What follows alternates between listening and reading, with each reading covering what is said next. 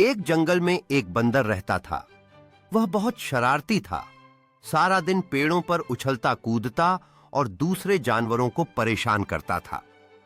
एक दिन बंदर को बहुत भूख लगी। उसने इधर उधर देखा, लेकिन उसे कुछ खाने को नहीं मिला। चलते चलते वह एक बाग में पहुंच गया। बाग में आम के बहुत से पेड़ थे। आम पककर पेड़ों से नीचे गिरे हुए थे। बंदर के मुंह में पानी आ गया। उसने जल्दी से एक आम उठाया और खाने लगा। आम बहुत मीठा था।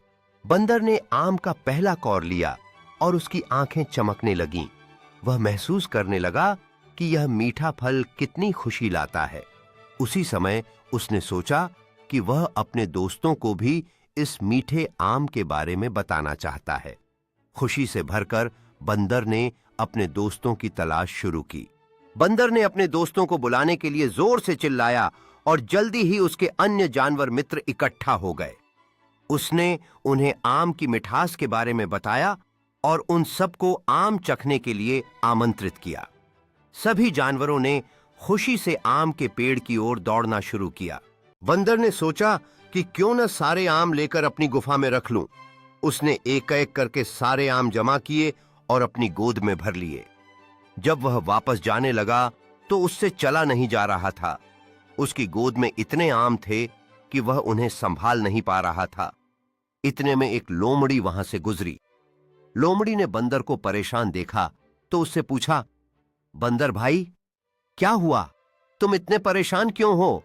बंदर ने लोमड़ी से कहा, मेरे पास इतने सारे आम हैं कि अब मैं उन्हें ठीक से संभाल नहीं पा रहा हूं। लोमड़ी ने मुस्कुराते हुए कहा, तुम्हें एकाएक आम लेना चाहिए था, तब तुम्हें ऐसा नहीं करना पड़ता। यह सुनकर बंदर सोचने लगा। बंदर ने सोचा कि लोमड़ी की बात सही है।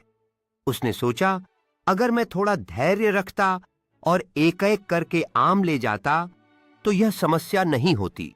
फिर उसने धीरे धीरे कुछ आम छोड़ने का फैसला किया ताकि वह आसानी से अपने घर जा सके।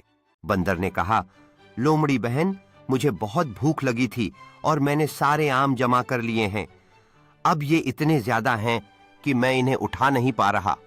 लोमड़ी मुस्कुराई और बोली, बंदर भाई, लालच बुरी बला है।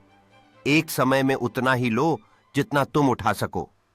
बंदर को अपनी गलती का एहसास हुआ।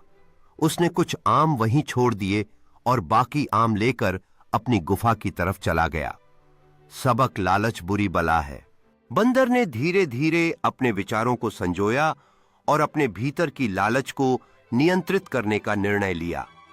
उसने सोचा कि अब से वह हमेशा संतोष के साथ जीवन बिताएगा। लोमड़ी ने उसे समझाया था कि बहुत ज्यादा चाहने से ही नुकसान होता है। यह अनुभव बंदर के लिए एक महत्वपूर्ण उरोक बन गया। अब बंदर अपने दोस्तों के साथ आम बांट रहा था और सभी मिलकर आनंद ले रहे थे। उसने सीखा कि सुख साझा करने से ही बढ़ता है। लोमड़ी को दूर से देख रही थी। उसके चेहरे पर गर्व का भाव था।